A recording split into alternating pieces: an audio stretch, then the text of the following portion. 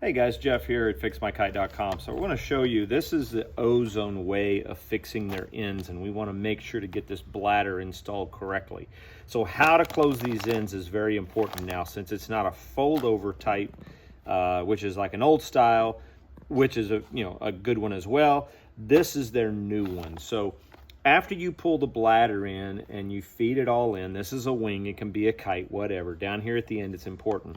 What you want to make sure is there's a little sock inside of here, and it's velcroed on and attached, and then you can see on the inside this will flip out, and on the inside of here there's a little velcro tab.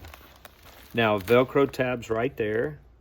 You can undo this, and there are 3 little tongues here at the end of the bladder, or 3 slots that you slide over, one over the other. It's not important exactly how they're put together, but you want to make sure that those are velcroed in there like that.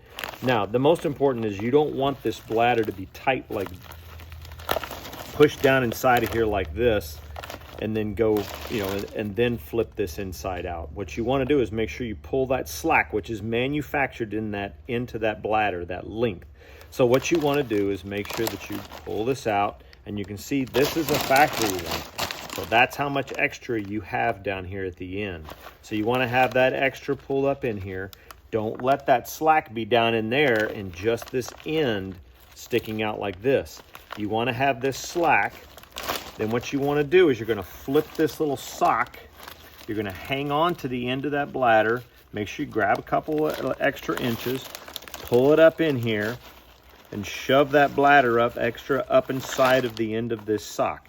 Now, hanging on to this, now you want to hang on to it, slide it back down inside of here all together, taking the bladder, and make sure that you line the Velcro up matching the same patch that's on the inside that's on that sock. Now, when I hang on to that, I can feel I've got plenty of bladder down there at the end of that. Now, what's going to happen is this is all going to inflate, and it's going to start locking that bladder on the inside. And if there's not extra slack down here at this end, then it will not fill this. If you left the bladder just only at the very far tip like this, and you shook it all back down inside of here, it will start to inflate, and then it will find a void down here at the end. But if you have that extra slack that they manufacture in that bladder down at that end, and make sure you pull on that, and don't shake it all back in, it's all good. It won't have any problems, and it'll inflate correctly down here at this end.